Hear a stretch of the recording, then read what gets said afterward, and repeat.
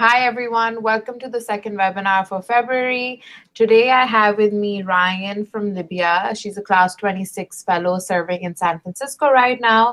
She'll be talking today about a facilitation guide, which will be very beneficial for all of us of how to facilitate sessions, whether they're media related, whether they're related to you when you're working with other organizations. I'm not going to we already have very limited time with our webinar, so I'm just going to now request Ryan to briefly introduce herself before she starts out with the presentation. Thank you, Ryan. Hey, hello everyone. So for those who don't know me, my name is Rayan Abuamer and from Class 26 from Libya, serving in Impact Experience in California, San Francisco. Impact Experience, what we are doing is linking marginalized communities with local investors to go for these marginalized communities. With my previous work, Role of Law initiative, implementing many community dialogue sessions to help and to promote for the national dialogue.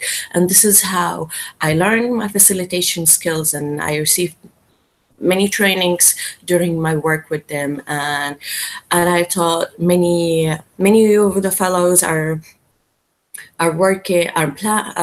planning events and managing events, and it would be beneficial for them to, I think everyone is already doing a facilitation work, but it would be more beneficial to know more details or insights about facilitation. So let's get down to business. My facilitation guide. So facilitation guide or facilitation skills. Okay, today our objectives are, so number one, to enable what are the objective of this guide? Number one, to enable the stakeholders or the fellows to design and conduct dialogue sessions that serves their topic.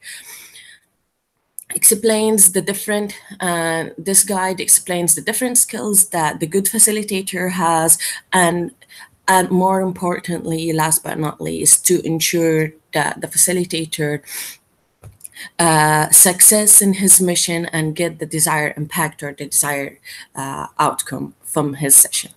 All right, what is facilitation? The definition of the facilitation. Facilitation is a method or a way to discuss or trying to not to try to impose idea. Being a facilitator, you only delegate that conversation. The facilitator job makes the group interact and motivate them to brainstorm, to bring ideas, and take the ownership of these ideas and they take the ownership of their idea without imposing or forcing any of his personal ideas or suggestions. All right, basic facilitator skills. All right, so the facilitator should, at the beginning, identify the overall objectives of, in addition to specific objective, help the group to identify their needs, help the group or help the group or take control of the group so they don't start talking about other conversations that are out of the topic. Make the discussion always reflect all the different views, not on one side. If it's a debate or something, you make the facilitator always make sure that everyone's voice is heard, communicate with everyone, and provide always that facilitator provide feedback or summarize the point that everyone's putting. All right, how the great facilitator be? The great facilitator, number one, you should always have a strong understanding and belief of the topic you are discussing today, or you invite your audience to attend today. Otherwise, you will not be able to deliver your message. inspired your participants to get involved and be productive in the session with you. And last but not least, of course, we noticed that even during the GLL, if the guest speaker is joyful and funny, or using, let's say, funny jokes, or knows how to motivate us in a funny way, he always wins our attention. If it was boring, of course, we will end up looking at our smartphone. All right. So public speaking. Public speaking is like one of the world's most feared. It's not about it's always I mean, personally, I get nervous, especially if I'm gonna talk about like something that it's emotional or a story or whatever. I rather to talk about numbers in public speaking. So the best way to fight that fear is to practice, and you could record yourself while you facilitate, so you could evaluate your performance while you're facilitating, and try to write few notes to yourself to improve it. All right. Implementing the facilitation skills. So what the facilitator should do. Let's say that this is the first day of your event, and what you are going to do. So the facilitator usually comes and shake hands, or warmly shake hands, or welcome the guests. You always need to introduce yourself very quickly. You do it very quickly. Hello, hi, good morning. I'm Rayan Abuamer. I'm your facilitator today. Happy to see you. All right. Then you always need to give a short ice-breaking exercise to break the ice in the room. Share the agenda. If there are any norms, you could ask the participants to interfere with you and suggest norms, so you let them take the ownership, explain the overlaps, and you always need to ask at the beginning, and motivate audience to start the conversation. Okay, avoiding a lecture, or demonic a lecture, and always try to reach agreement on the next step with your participants or audience. All right, time management. There are many ways to manage your time, but these are some of the things that I have in mind that help me. Make sure that you have a watch. You always need to watch the time in order to make sure that you are on time. Have a copy of the agenda next to you, or the material, so you don't look around. All right.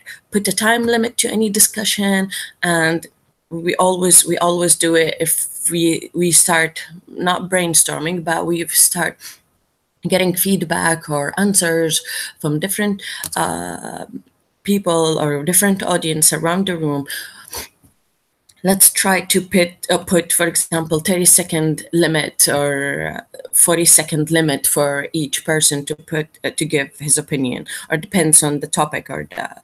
All right, and parking lot. So parking lot is a way to encourage the audience not to start talking about the topics that are relevant to this moment. And if they brought up a subject and they really want to talk about it, and everyone agreed that they want to talk about it, you can just write it down in the parking lot and tell everyone, okay, great, let's finish talking about our topic now, and we will get back at the end of our session. We will get back to our parking lot and see what are the topics that you are interested, the other topics that you are interested to talk about. And if we have enough time, we will definitely talk about them. All right, principles to follow, to be followed by the facilitators.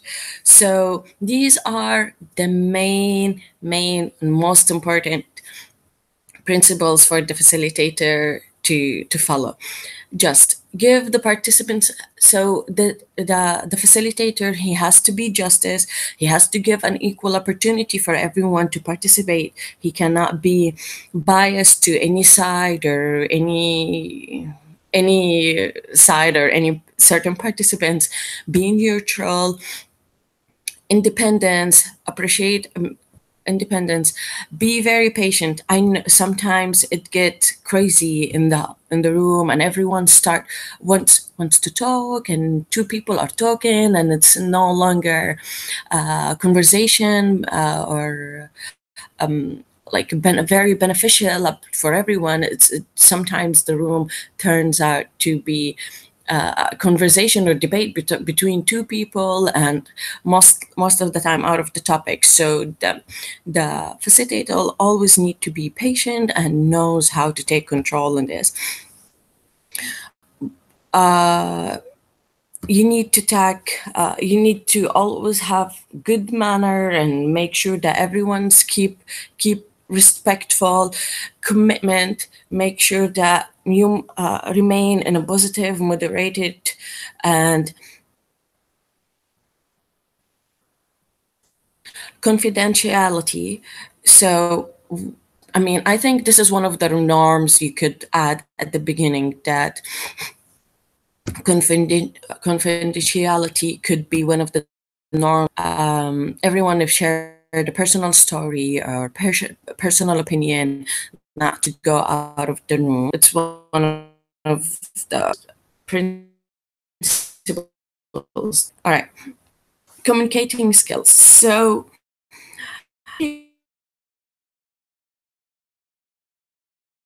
communicating skills to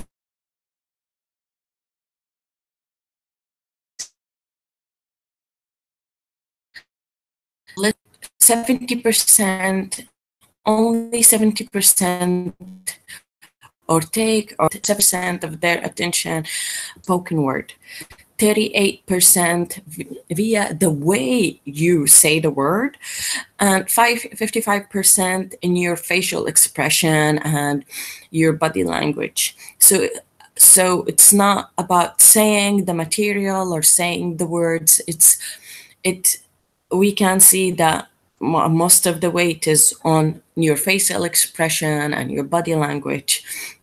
And of course, the way you say it, is it in a funny way, or if you give a good example that helps everyone to remember the information.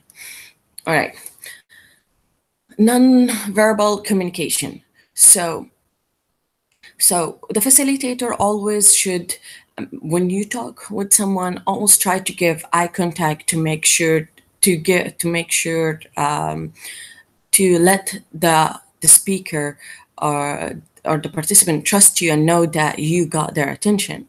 Facial expression, try to, I mean, for example, if he said or she said something that you disagree with, try not to give the facial expression that you disagree, or always try to give a facial expression that gives a positive feedback to the speaker. All right.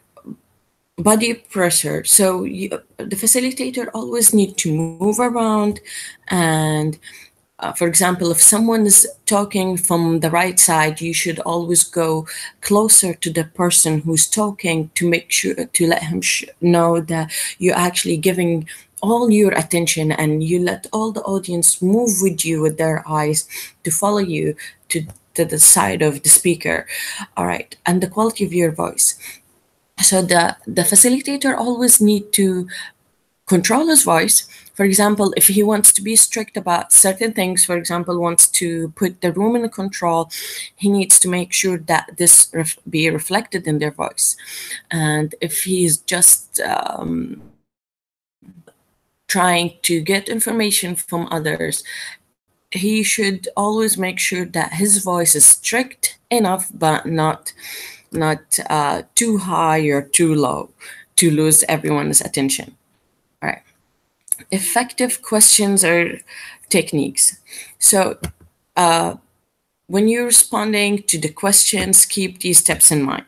So when you are responding to any question, number one is your body language, as we previously said.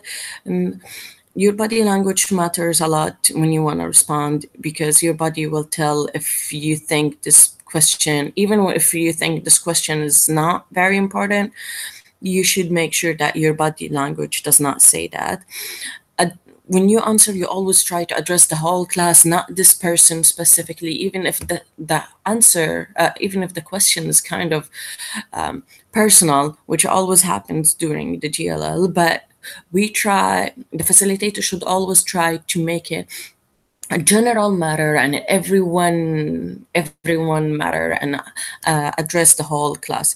Don't use the phrase of good question, which has always happened, and I noticed that many of the speakers says, oh, this is a good question. I mean, when you say that, you give the others an impression that, oh, so my question wasn't good enough. What's your standards for a good question? I mean, try to not use it. I always notice that they keep using it even in a like very high profile events, but it's not good. You could say, oh, thank you for reminding me about this, or oh, I was thinking about this point. Oh, good point that I was thinking of, and I wanted to just address it, and thank you for reminding me, for example. All right. So, and always try to repeat certain points so the whole class could hear you, or repeat the question that this audience just asked you. So make sure that you grab the whole classes, or sorry, the whole hall is attention. All right. Incorrect responses. So, for example, you need to make sure that if someone is asking you the wrong question, or bringing irrelevant situation or irrelevant example, which always happens, even during the GLL. It's hard. It's one of the things that the facilitator should control is his reaction. So these are a few suggests that the facilitator could use, sentences that the facilitator could use to change the response. For example, good. Now let's take it to the next step further, just to make sure that the participant is just to help the participant to take his point from personal point to everyone's matter, not a personal question. All right. So responding when you don't know the answers. I mean, it's fine. I mean, of course, we don't know all the answers, and it happens. So if someone asked you something that you don't know, don't try to make up. Obviously, you don't have to try to make up the answer. You just tell them that, oh, okay, thank you for telling me this. This is a great question.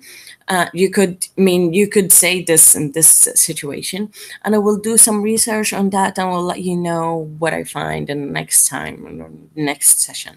I mean, please don't try to come up with answers, because sometimes there is another person in the room who knows the right answer, and you will be in trouble if your answer wasn't right.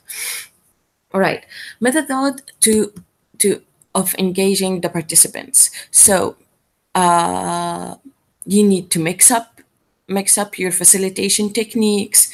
You need to find different ways, and this means that you need to find different ways to your facilitation techniques. For example, if I was giving this session to you face to face, I wouldn't say all this to you in a presentation. I would have just said, oh guys, let's split to 5 groups, and each group gives me, for example, write me the top 10 great facilitator skills or principle. I will try to use different techniques to get the participants involved in the session, and I make you come out with the results, or what are the facilitation, the good facilitator skills by yourself. For example, another training I could suggest that, oh guys, let's act. I want one participant to be like the naughty audience, and another participant to act like the facility. He's the facilitator, she's the facilitator and control, and do it. So this is how you mix up your facilitation technique. You always need to move around, otherwise participants will feel that they are in a lecture. Keep the important information, keep to the important information. Of course, you need to put in your slides or your materials the important information, and make sure to repeat it in different way during the event or during the session. And as I said, one of the ideas, you could always have your participants in small group dialogue. It's easier to control them and make them take the ownership of their answers and their outcomes. All right, I think we are coming to an end. Yay, thank you. Please, if you have any questions, don't hesitate to email me on nani.abuamer@atlascorp.com. It was great, and I hope I receive good feedback from you. So,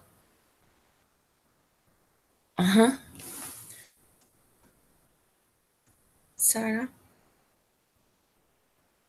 All right, so I think Sarah left.